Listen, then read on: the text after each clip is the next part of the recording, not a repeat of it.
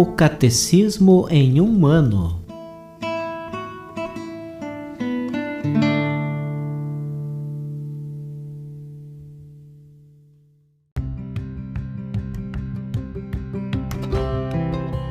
Olá, eu sou o Bruno, seminarista da Diocese de Ponta Grossa, Paraná. Você está ouvindo o podcast O Catecismo em um ano. Vamos ler todo o Catecismo da Igreja Católica ao longo de 365 episódios. Estamos utilizando a tradução em português apresentada pela CNBB em 2013, baseada na edição típica em latim. Baixe o plano de leitura por meio de um link que você encontra na página do Instagram, @o Catecismo em um ano, ou na descrição deste podcast.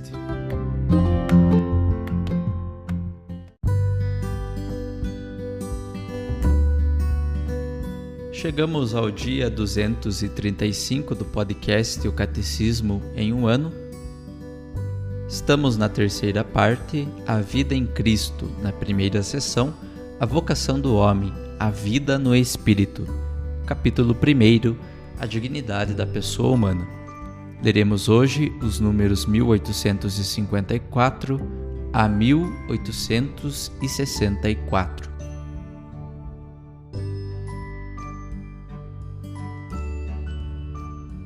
Quarto, a gravidade do pecado. Pecado mortal e venial. Convém avaliar os pecados segundo sua gravidade. Perceptível já na Escritura, a distinção entre pecado mortal e pecado venial se impôs na tradição da Igreja. A experiência humana a corrobora. O pecado mortal destrói a caridade no coração do homem por uma infração grave da lei de Deus.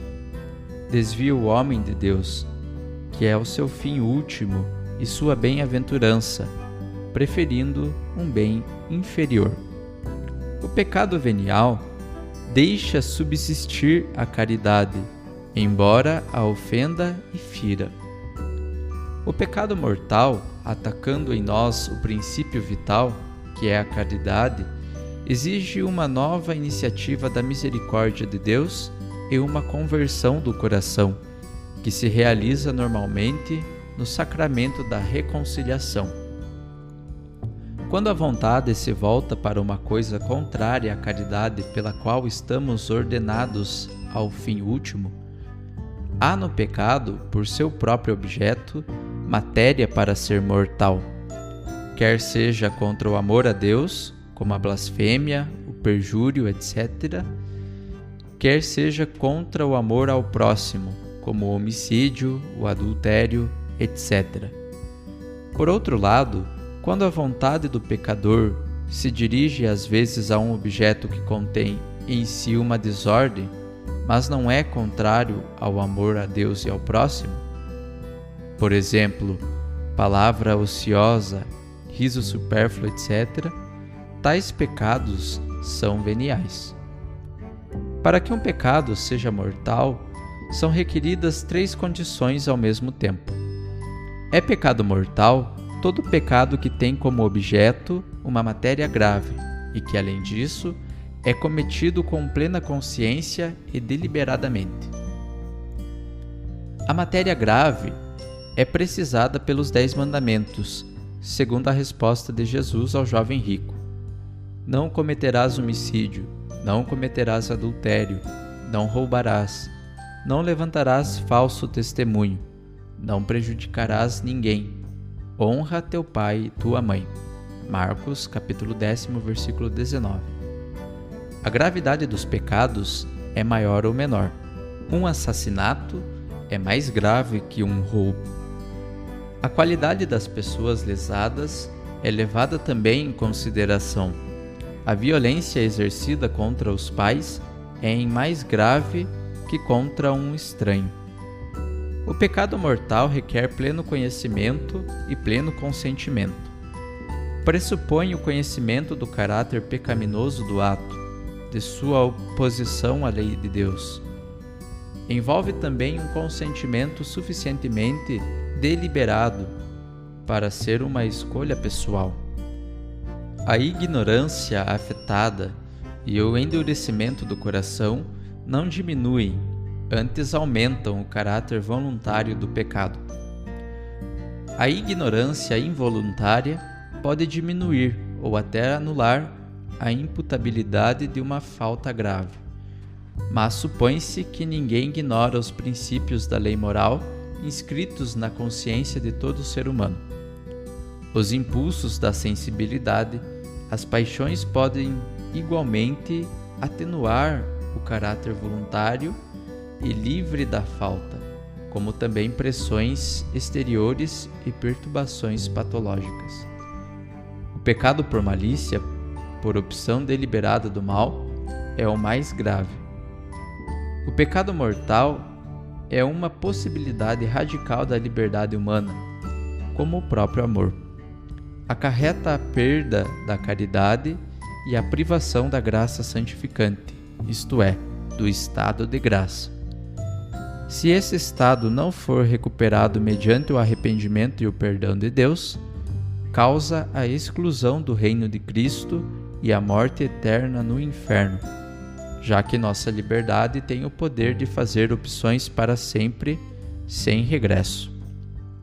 No entanto, mesmo podendo julgar que um ato é em si falta grave, devemos confiar o julgamento sobre as pessoas à justiça e à misericórdia de Deus. Comete-se um pecado venial quando não se observa em matéria leve a medida prescrita pela lei moral, ou então quando se desobedece à lei moral em matéria grave, mas sem pleno conhecimento ou sem pleno consentimento.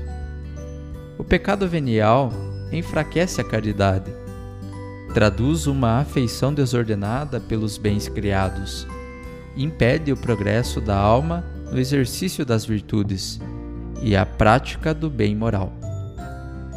Ele merece penas temporais.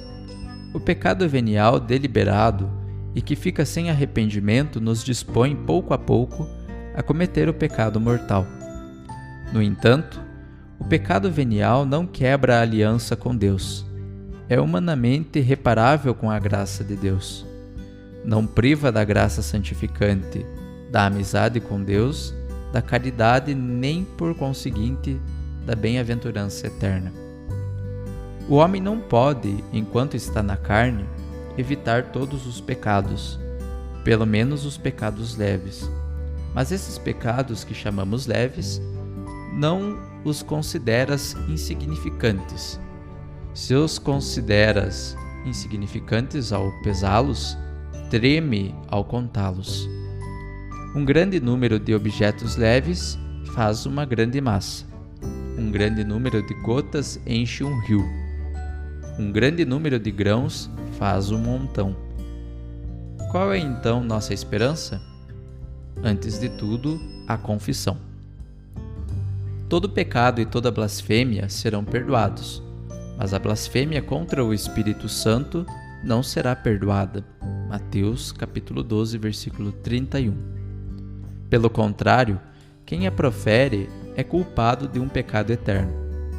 A misericórdia de Deus não tem limites, mas quem se recusa deliberadamente a acolher a misericórdia de Deus pelo arrependimento, rejeita o perdão de seus pecados e a salvação oferecida pelo Espírito Santo. Semelhante endurecimento pode levar à impenitência final e à perdição eterna.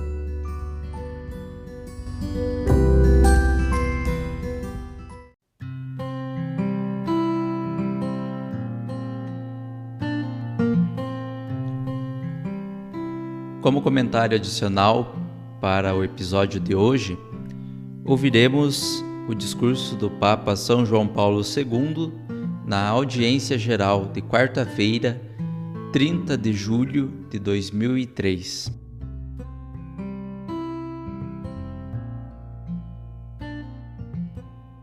Tende piedade de mim, Senhor. É a quarta vez que ouvimos, durante estas nossas reflexões sobre a liturgia das laudes, a proclamação do Salmo 50, o célebre Miserere. De fato, ele é proposto de novo na sexta-feira de cada semana, para que se torne um oásis de meditação, onde descobrir o mal que se esconde na consciência e invocar do Senhor a purificação e o perdão. Com efeito, como confessa o salmista noutra súplica, nenhum vivente é justo na vossa presença, ó Senhor. No livro de Jó, lê-se: Como, pois, pode justificar-se o homem diante de Deus? Como será puro o homem nascido da mulher? Até a própria luz não brilha, e as estrelas não são puras aos seus olhos. Quanto menos o homem, simples verme, e o filho do homem, mero vermezinho. Estas são frases fortes e dramáticas que querem mostrar em toda a seriedade e gravidade o limite e a fragilidade da criatura humana, a sua capacidade perversa de semear o mal e a violência, a impureza e a mentira. Contudo, a mensagem de esperança do Miserere, que o saltério coloca nos lábios de Davi, pecador convertido, é esta: Deus pode apagar, lavar, purificar a culpa confessada com o coração contrito. Diz o Senhor através da voz de Isaías: Mesmo que os vossos pecados fossem como o escarlate, tornar-se-iam brancos como a neve. Deter-nos-emos desta vez brevemente no final do Salmo 50. Um fim cheio de esperança, porque o orante é consciente de ter sido perdoado por Deus, conforme os versículos 17 a 21. Agora, os seus lábios preparam-se para proclamar ao mundo o louvor ao Senhor, confirmando, desta forma, a alegria que experimenta a alma purificada do mal e, por isso, libertada dos remorsos. O orante testemunha de modo claro outra convicção, relacionando-se com o ensinamento reiterado pelos profetas. O sacrifício mais agradável que se eleva ao Senhor como perfume e fragrância agradável não é o holocausto de touros ou de cordeiros, mas antes o coração quebrantado e humilhado. A imitação de Cristo, texto tão querido à tradição espiritual cristã, repete a mesma admoestação do salmista. A humilde contrição dos pecados é um sacrifício que te é agradável, um perfume muito mais suave do que o fumo do incenso. Ali, purifica-se e lava-se qualquer iniquidade. O salmo conclui-se de maneira inesperada, com uma perspectiva completamente diferente que até parece contraditória. Da última súplica de um só pecador, passa-se a uma oração pela reconstrução de toda a cidade de Jerusalém, o que nos leva da época de Davi à da destruição da cidade, alguns séculos mais tarde. Por outro lado, depois de ter expresso no versículo 18 a recusa divina das imolações de animais, o Salmo anuncia no versículo 21 que estas mesmas imolações serão agradáveis a Deus. É evidente que esta passagem final é um acréscimo posterior, feito no tempo do exílio, que quer, num certo sentido, corrigir ou pelo menos completar a perspectiva do Salmo de Davi. E isto sob dois aspectos. Por um lado, não se quis que todo o Salmo se limitasse a uma oração individual. Era necessário pensar também na situação piedosa de toda a cidade. Por outro lado, quis se reduzir à recusa divina dos sacrifícios rituais. Esta recusa não podia ser completa nem definitiva, porque se tratava de um culto prescrito pelo próprio Deus na Torá. Quem completou o Salmo teve uma intuição válida, compreendeu a necessidade em que se encontravam os pecadores, a necessidade de uma mediação sacrificial. Os pecadores não são capazes de se purificarem sozinhos, não bastam bons sentimentos. É preciso uma mediação externa eficaz. O Novo Testamento revelará o sentido pleno desta intuição, mostrando que, com a oferta da sua vida, Cristo realizou uma mediação sacrificial perfeita.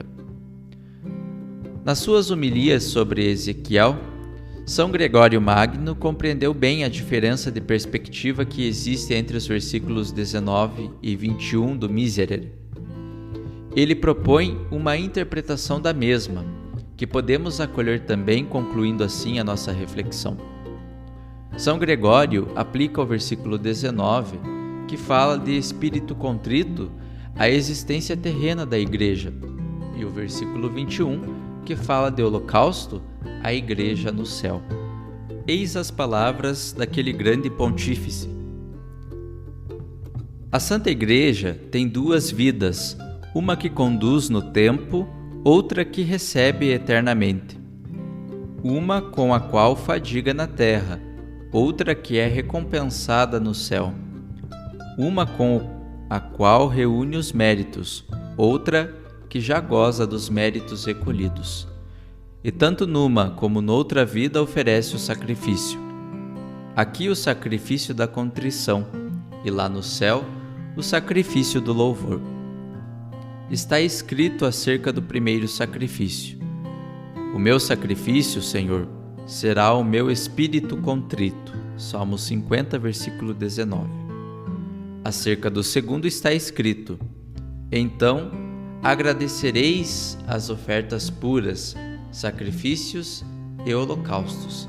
Salmo 50, versículo 21. Os dois oferecem a carne, porque aqui a oblação da carne é a mortificação do corpo. No céu, a oblação da carne é a glória da ressurreição no louvor de Deus. No céu oferecer-se-á a carne como que um holocausto quando, transformada na incorruptibilidade eterna, não haverá mais conflito algum, e nada mais será mortal, porque perdurará totalmente acesa de amor por Ele, no louvor sem fim.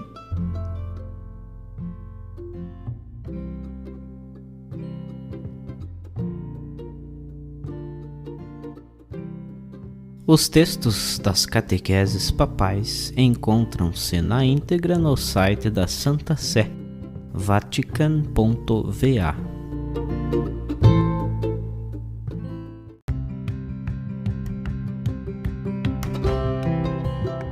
Você acaba de ouvir mais um episódio do podcast O Catecismo em um Ano. Continue nesse bom propósito de aprofundar o conhecimento e a vivência da fé católica e procure participar da sua comunidade. Rezemos por todos que estão fazendo esse caminho de leitura do Catecismo. Até amanhã!